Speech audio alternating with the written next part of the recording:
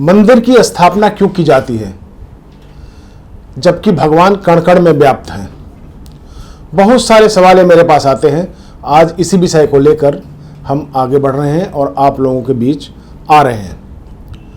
लेकिन वीडियो में आगे जानने से पहले आप लोग चैनल को सब्सक्राइब कर लें और अगर आपको अच्छा लगे तो वीडियो आप शेयर करते रहें ताकि इससे अधिक लोग लाभ उठा सकें।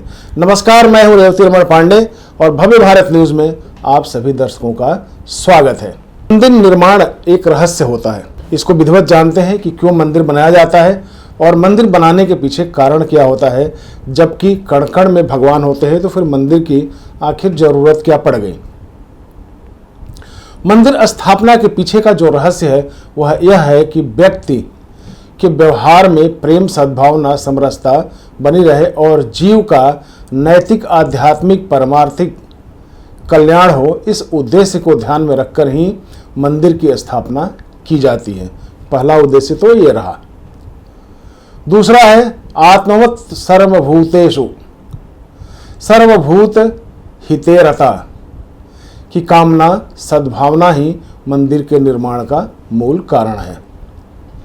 आपके हृदय पटल में जो परम चिन्मय आत्मस्वरूप परमात्मा विराजमान है उसे एक ऐसे परम पवित्र स्थान में अनुभव किया जा सके जो ऊर्जा का केंद्र स्थल है, जिसे मंदिर कहा जाता है। मंदिर के शिखर में कॉस्मिक एनर्जी यानी कि ब्रह्मांडीय ऊर्जा होती है। वो प्रवेश करती है और मंदिर के भीतर संचारित हो जाती है। जब हम मंदिर में जाते हैं तो कॉस्मिक रेज, वह आध्यात्मिक कह सकते हैं कि आध्यात्मिक रेज हमारे अंदर आती है और हमें एक सद्बुद्धि प्रदान करती है ताकि हम समाज में अपने आप को मंदिर जाने के बाद आनंदित महसूस करते हैं, प्रफुल्लित महसूस करते हैं और जो रोग, दुख, व्याधि है उससे हम थोड़ा सा दूर होते हैं, उसको भूलने लगते हैं। मंदिर का ही काम है कि आप में एक पॉजिटिव एनर्जी का, कॉस्मिक एनर्जी का संचालित करे हो। अतः जो उपासना और पूजा की जितनी भी विधि है उसका एकमात्र उद्देश्य मानव मन को पवित्र करना होता है। उसकी वृत्ति को, चित्त वृत्ति को पवित्र करना होता है।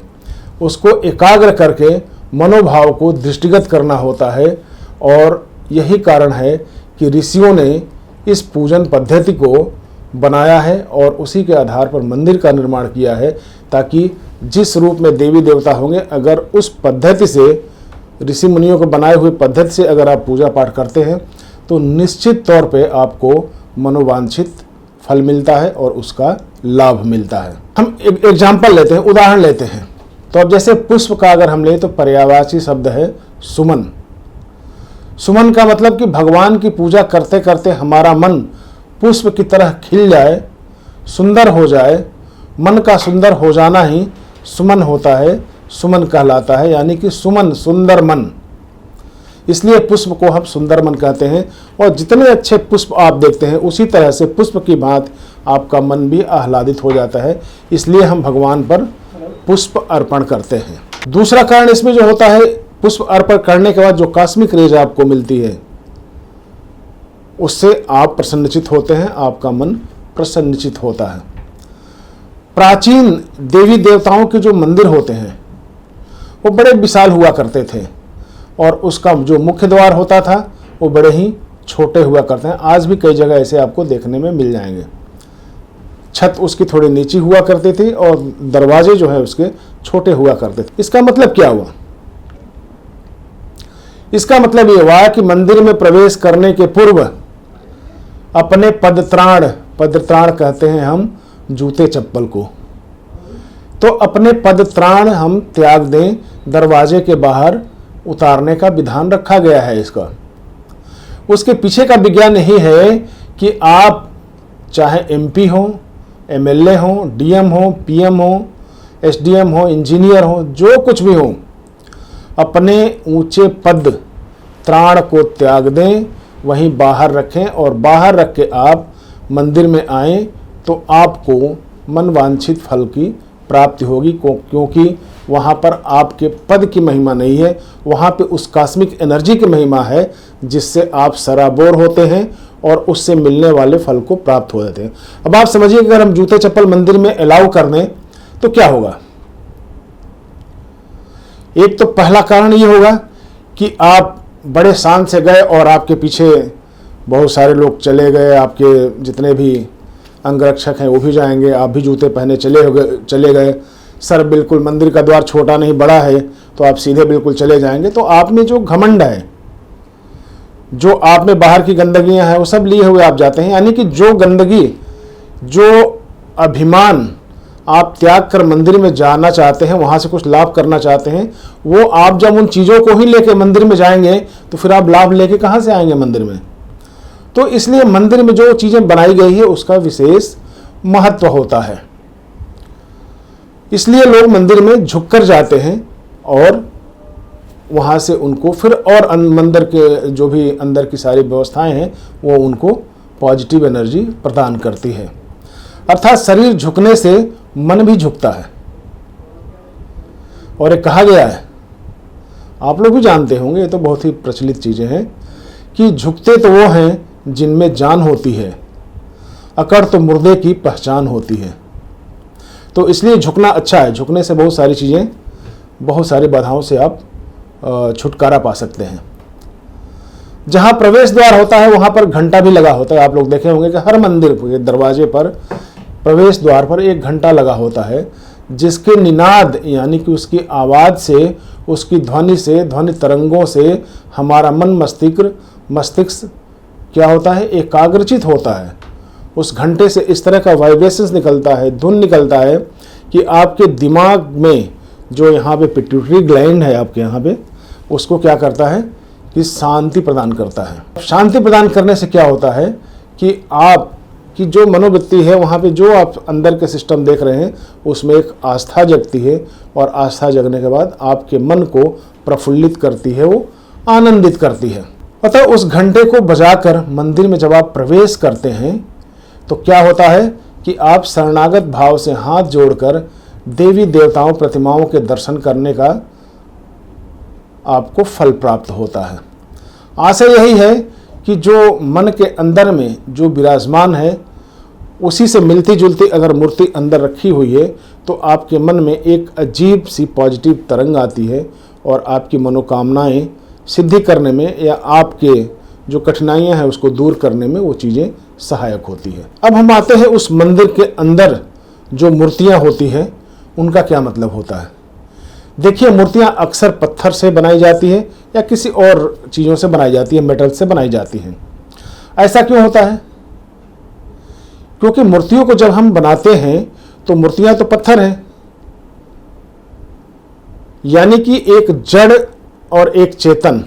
जब तक मूर्ति बन रही है तब तक वो जड़ है क्योंकि पत्थर है। अब उसकी मंदिर में पहुंचते ही और प्राण प्रतिष्ठा होते ही उसमें चेतन छवि आ जाती है और उसे एक स्थान में प्रतिष्ठित करना ही मंदिर की अवधारणा होती है। मन के अंदर यानी मन मंदिर, वो मंदिर आपका मन में भी है। तो यह है कि मन मंदिर में जो छवि समाहित है उसी मूर्ति को मंदिर में प्रतिस्थापित करना ही मंदिर की मूर्ति की स्थापना कही जाती है। मूर्तिकार कलाकार अपने भाव जगत में जो अनुभव करता है उसके अनुसार ही वो मूर्ति को गढ़ता है, बनाता है। अतः बाह्य दृष्टि से एक देवता की ही अलग अलग क्षेत्रों में कई तरह की मूर्तियां, प्रतिमाएं हो सकती है। इसमें कहीं दो मतलब है, उनकी मुखाकृति अलग हो सकती है, उनकी बनावट अलग हो सकती है, लेकिन उनकी छवि भिन्न भिन्न होते हुए भी उनकी जो आंतरिक तत्व है, जो दृष्टिगत होती है, उनमें जरा भी अंतर नहीं होता।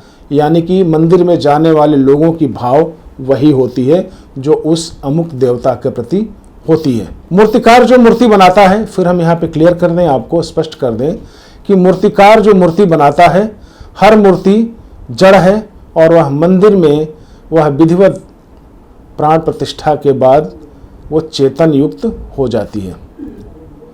अर्थात हर मूर्ति जड़ है।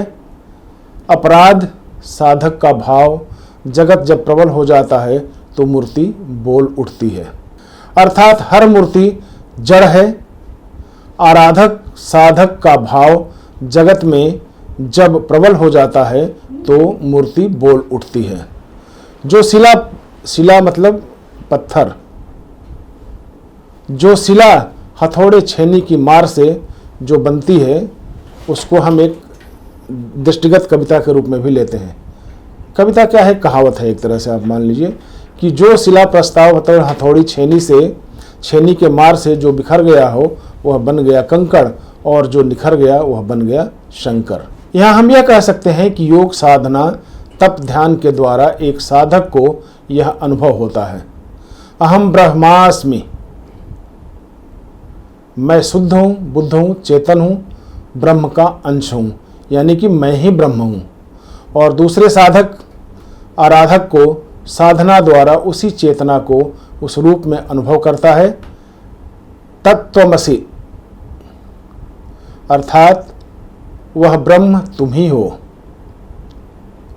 वेद कहता है सर्वम खलु इदम ब्रह्म, यह सारा जगत ब्रह्म है। उस चेतन तत्व को प्राणी मात्र में अनुभव कर व्यवहार किया जा सके, जिससे समाज में सद्भावना समरसता स्थापित हो सके, प्रेम सौहार्द बना रहे, इस उद्देश्य को ध्यान में रखकर ही ऋषियों ने मंदिर निर्माण की अवधारणा रखी थी, जो आज तक चली आ रही है। गोस्वामी तुलसीदास ने जिन्हें भी अपने इष्ट उस परम चेतन तत्व परमात्मा राम की सत्ता को पूरे जगत में अनुभव किया था। इसी भावना से यदि मनुष्य एक दूसरे से परस्पर व्यवहार करें तो उनमें कटुता नहीं आएगी, समाज में प्रेम सौहार्द बना रहेगा। सिया राम मैं सब जग जानी, करहु प्रणाम प्रेम जुग पानी। रिपीट, सिया राम मैं सब जग जानी, करहु प्रणाम जोर जुग पानी। अर्थात यह संपूर्ण जगत सिया राम का स्वरूप है। तुम में राम, मुझ में राम, सब में राम समाया है। प्रीति कर लो सारे जग में, कोई नहीं पराया है। इसी बात को गुरु नानक देव ने अपनी भाषा में कहा है, एक नूर ते सब जग उपज्या, यानी कि मंदिर वह स्थान है जहां जाने के बाद आप केंद्रित हो जाते हैं, और उस जो सोच है आपकी, उस सोच के अनुरूप अगर वह मूर्ति मिल जाती है तो उसका पॉजिटिव एनर्जी आप में आता है और आपको एक सही मार्ग का दर्शन कराता है। वैसे तो आज के एपिसोड में इतना ही, फिर अगले एपिसोड में फिर मिलेंगे। तब तक के लिए नमस्कार।